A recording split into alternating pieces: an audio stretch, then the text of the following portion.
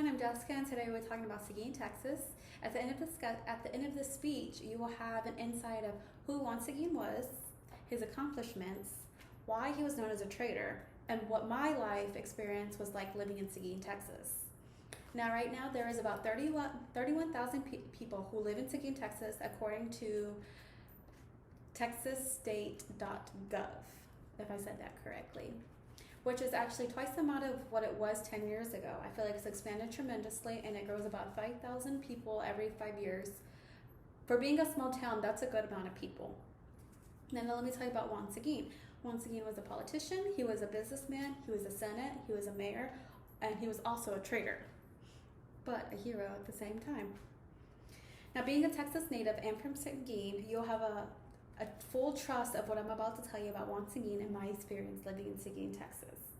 Juan Seguin took part in the Texas Revolution, and it all started in 1821 when Stephen F. Austin and his father were trying to gain control of Mexico to have a part of Texas. Seguin and his dad did not really rest, and then they spoke with the Spanish-Mexican to help the Mexican government become part of Texas, which favored Stephen F. Austin away because it was a way to have him rule an area. Juan became very active in the politics in 1833 and was elected mayor in San Antonio. Now, there was a lot of political tension when he was mayor with the Mexican and the Anglos. The Tejanos and Anglos did not agree with the Mexican president at the time, who was Santa Anna. In February 1836, the president of Mexico actually flew all the way to San Antonio, Texas, which led him to the Alamo to eventually fight against the Tejanos and Anglos. Now, a month later, Mexican actually fought their way with the Anglos, and at the time, Juan Seguin was not present due to the Commander-in-Chief's request, which was part of the Anglos. A month later, in April 1836, Juan Seguin, the Tejanos, the Anglos actually fought against Mexico, and they were actually able to declare its independence and able to capture the president, who was Santa Anna, like I said.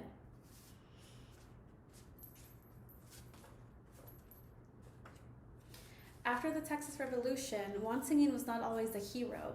He was also known as a traitor eventually with the Anglos, but I'll get that into a second. According to Bristanca, Juan was the first Tejano to serve as Senate, Republic of the Texas Senate, from 1837 all the way up to 1840.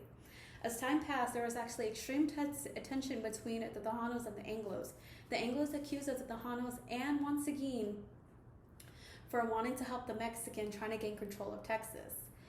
So eventually, Texas kind of kicked out Juan Seguin and his family, so Juan flew all the way back to Mexico, trying to regain the trust. Mexico didn't agree with them at first. They gave an ultimatum. They said, you can either do this or you can join the Mexican army. Juan Seguin joined the Mexican army, which eventually they had to fight against U.S., which is now called the Mexican-American War. Totally different story.